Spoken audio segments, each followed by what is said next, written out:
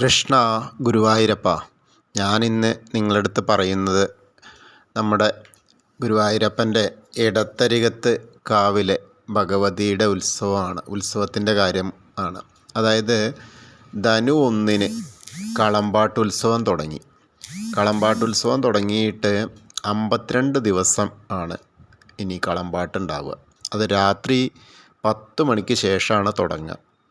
അത് ആനയായിട്ട് ഭഗവതിയുടെ തിടമ്പായിട്ട് പുറത്തേക്ക് എഴുന്നള്ളിച്ച് പുറത്തുനിന്ന് വീണ്ടും വാദ്യമേളങ്ങളോട് കൂടിയിട്ട് ഗുരുവായൂരപ്പൻ്റെ അമ്പലത്തിലൂടെ ഭഗവതിയുടെ അവിടേക്ക് എത്തുകയാണ്. അപ്പോഴേക്ക് ഇവിടെ ഭഗവതിയുടെ മുൻപിൽ കളം വരച്ച് എല്ലാം റെഡി ആയിട്ടുണ്ടായിരിക്കും. ശരിക്കും വളരെ കാണേണ്ടുന്ന കാഴ്ച തന്നെയാണത്. അതിൽ കളമ്പാട്ടിലിപ്പോൾ ഒരു താലപ്പൊലി കഴിഞ്ഞു, പിള്ളേര് താലപ്പൊലി. കളമ്പാട്ട് ധനു 21-നാണ് ഉണ്ടായിരുന്നത്. അത് പിള്ളേര് താലപ്പൊലി എന്നാണ് പറയുക. വളരെ പറയെടുപ്പും മറ്റു കാര്യങ്ങളൊക്കെ ആയിട്ടുള്ള വളരെ മനോഹരമായ കാഴ്ചയാണത്. അപ്പോൾ ഇനി അടുത്തത് ഈ കളമ്പാട്ട് അവസാനിക്കുന്ന ദിവസം, അതായത് ഫെബ്രുവരി 6-ന്, അന്ന് ദേവസ്വം താലപ്പൊലിയാണ്. അന്നും ഇതുപോലെ പറയെടുപ്പും ഭഗവതിയുടെ എഴുന്നള്ളിപ്പും ഒക്കെ ഉണ്ടാവും. അന്നും ഗുരുവായൂർ ക്ഷേത്രം ഉച്ചയ്ക്ക് 11:30-ക്ക് അടച്ച് 4:30-ക്കേ തുറക്കുള്ളൂ. അപ്പോൾ ഈ ഗുരുവായൂർ വരുന്ന ഈ സമയത്ത്, അതായത് 52 ദിവസമുണ്ട്, 1-2 ദിവസമല്ല, 52 ദിവസം ഭഗവതിക്ക് കളമ്പാട്ടുത്സവമാണ്. ഉത്സവം കൊടി കയറിയിട്ട് കൊടി ഇറങ്ങുന്നവരെയും ഭഗവതിയുടെ ഉത്സവം തന്നെയാണ്. പറ വയ്ക്കണവർക്ക് 5 പറ വയ്ക്കാം. അതായത് നെല്ല്, അരി, മലര്, പൂവ്, ശർക്കര വെച്ചിട്ടുള്ള 5 പറ ഉണ്ട്. അതിലേതാച്ചാൽ വയ്ക്കാം. പിന്നെ മഞ്ഞപ്പൊടി, കുങ്കുമപ്പൊടി, അതൊക്കെ പറ വയ്ക്കുന്ന ദിവസം. അതായത് ഇപ്പോൾ ധനു 21-ന് കഴിഞ്ഞു, ഇനി ഫെബ്രുവരി 6-നാണ് അതുള്ളത്. കളമ്പാട്ടിൻ്റെ കാര്യം എന്ന് പറഞ്ഞാൽ വളരെ കേമായിട്ടുള്ളതാണ്. ഞാൻ പറഞ്ഞല്ലോ, 10 മണിക്ക് ക്ഷേത്രത്തിലെ ഒരുവിധം ചടങ്ങുകൾ, ഗുരുവായൂർ ക്ഷേത്രത്തിലെ ഒരുവിധം ചടങ്ങുകൾ അവസാനിക്കുന്ന സമയത്താണ് ഭഗവതിയുടെ അവിടെ കളമ്പാട്ട് തുടങ്ങുക.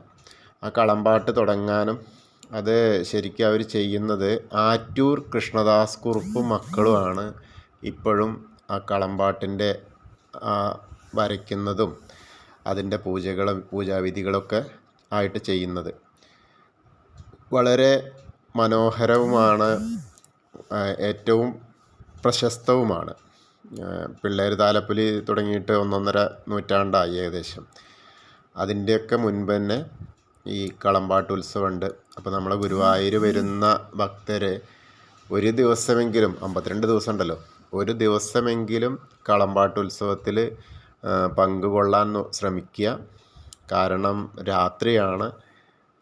ആ രാത്രിയാവുമ്പോൾ പിന്നെ അതിന് ശേഷം ദേവിക്ക് അഴൽ നിവേദ്യമുണ്ട്. അതായത് നമ്മളെ സങ്കടങ്ങളൊക്കെ, ദുഃഖങ്ങളൊക്കെ മാറ്റാൻ വേണ്ടി ദേവി നമുക്ക് കനിയാണ്.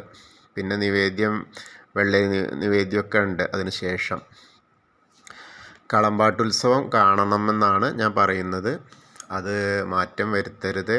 ഈ ഏകദേശം 2 മാസത്തോളം, അതായത് 52 ദിവസത്തോളം വരുന്നതിൽ ഒരു ദിവസമെങ്കിലും ഗുരുവായൂർ വരാത്ത ആളുകൾ ഉണ്ടാവില്ല. അവർ രാത്രി കളമ്പാട്ടുത്സവം കാണാൻ ശ്രമിക്കുക. വളരെ മനോഹരമാണ്. കാരണം കോമരം വെളിച്ചപ്പാട് ഉറഞ്ഞു തുള്ളിയിട്ട്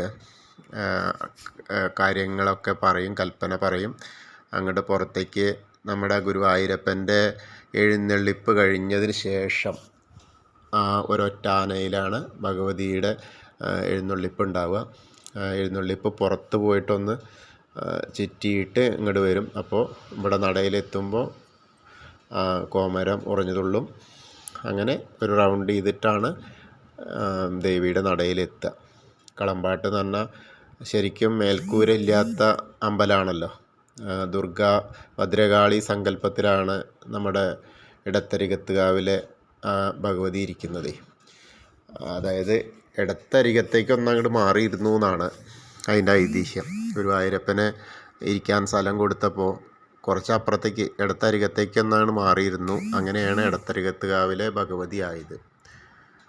വളരെ എന്താ പറയുക, ഏറ്റവും കൂടുതൽ പ്രാധാന്യം തന്നെ അർഹിക്കുന്ന ദേവിയാണ്. അപ്പോൾ നമ്മളെ ദുഃഖങ്ങളൊക്കെ മാറ്റാൻ അഴൽ വഴിപാട് വളരെ പ്രസിദ്ധമാണ്. അഴൽ വഴിപാട് എന്ന് പറഞ്ഞാൽ ഈ കളമ്പാട്ടിൻ്റെ അതല്ലാതെയുണ്ട്. കളമ്പാട്ടിൻ്റെ സമയത്ത് എന്താ വെച്ചാൽ അത് കത്തിച്ചിട്ട് അഴൽ നമ്മുടെ ദുഃഖങ്ങളെല്ലാം ഇല്ലാതെ ആക്കിയിട്ട് കളയുന്നു എന്നാണ് അഴൽ വഴിപാടുകൾ. അതായത് വാഴയുടെ തണ്ടിൻ്റെ അത് വെച്ചിട്ടാണത് ചെയ്യുക. ഇവിടെ ഞാൻ ഇന്നലെ കണ്ടു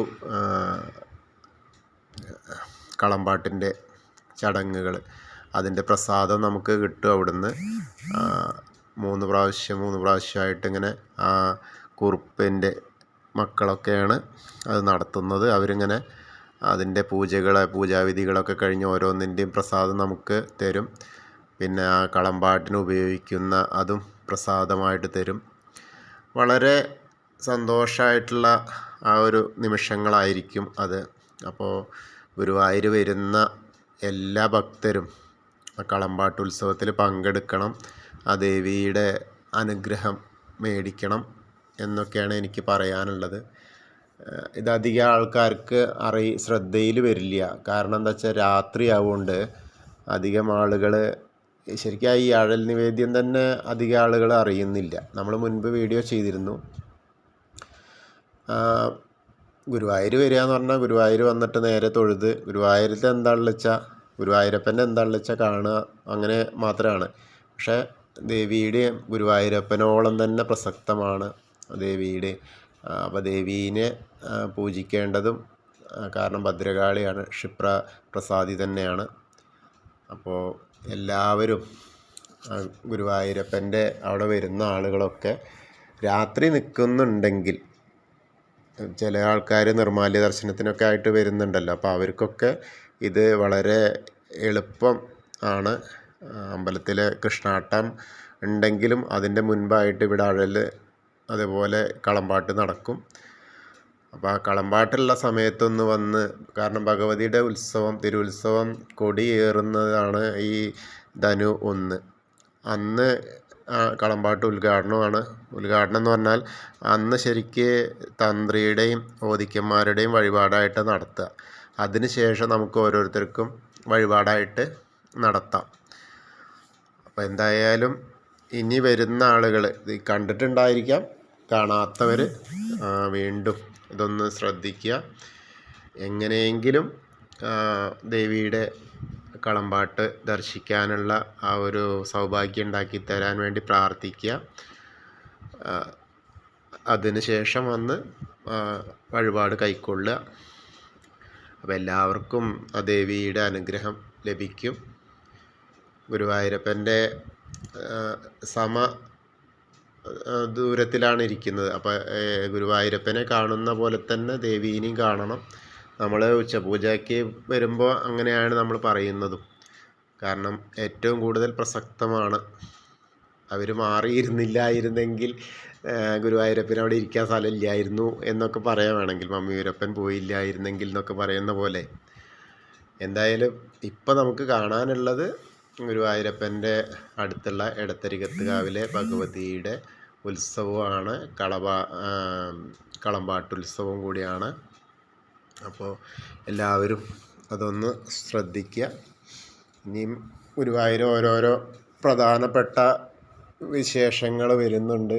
അതുപോലെ മഞ്ജുളാലിൻ്റെ ഇപ്പോൾ പഴയ ഗരുഡൻ പ്രതിമ ഇനി ശ്രീവത്സത്തിൻ്റെ അവിടേക്ക് മാറ്റി സ്ഥാപിക്കാനുള്ള ഒരുക്കങ്ങളാണ് നടന്നുകൊണ്ടിരിക്കുന്നത്. ശരിക്കും ക്ഷേത്രത്തിൻ്റെ മുഖമുദ്രയായിട്ട് കരുതുന്നത് ആ കിഴക്കേ നടയിലുള്ള മഞ്ജുളാലിൻ്റെ ഗരുഡൻ ശില്പമാണ്. അപ്പോൾ ആ ശില്പത്തിന് കേടൊന്നും വരുത്താതെ അതിനെ ശ്രീവത്സം ഗസ്റ്റ് ഹൗസിൻ്റെ അവിടേക്ക് മാറ്റും. പകരം മഞ്ജുളാലിൻ്റെ അവിടെ വെങ്കലപ്രതിമ സ്ഥാപിക്കുന്നതാണ്. അപ്പോൾ പുരോഗമനമാണ്, പക്ഷേ പഴയതിനെയൊക്കെ മാറ്റങ്ങൾ വരുത്തുകയാണ്. കാലാകാലങ്ങളിൽ വരുന്ന മാറ്റങ്ങൾ നമ്മൾ അനുസരിച്ചല്ലേ പറ്റൂ. അപ്പോൾ എന്തായാലും മഞ്ജുളാൽ എന്നുള്ള പേരും വിഗ്രഹങ്ങളും ഒക്കെ അവിടെ തന്നെ ഉണ്ടാവും, മാറ്റങ്ങൾ വരുന്നു മാത്രം. അപ്പം അങ്ങനെയൊക്കെയുള്ള കാര്യങ്ങളൊക്കെയാണ്. എല്ലാവർക്കും ആ ദേവിയുടെ അനുഗ്രഹം, ഗുരുവായൂരപ്പൻ്റെ അനുഗ്രഹം ലഭിക്കട്ടെ. മഹാഭദ്രകാളിയാണ്. ഭദ്രകാളി ദേവീ സങ്കല്പത്തിനാണ്. കാരണം ആ അമ്പലത്തിന് മേൽക്കൂരയില്ല. അപ്പോൾ ദുർഗാ സങ്കല്പം, വനദുർഗാ സങ്കല്പമൊക്കെയാണ്. ഹരേ കൃഷ്ണ.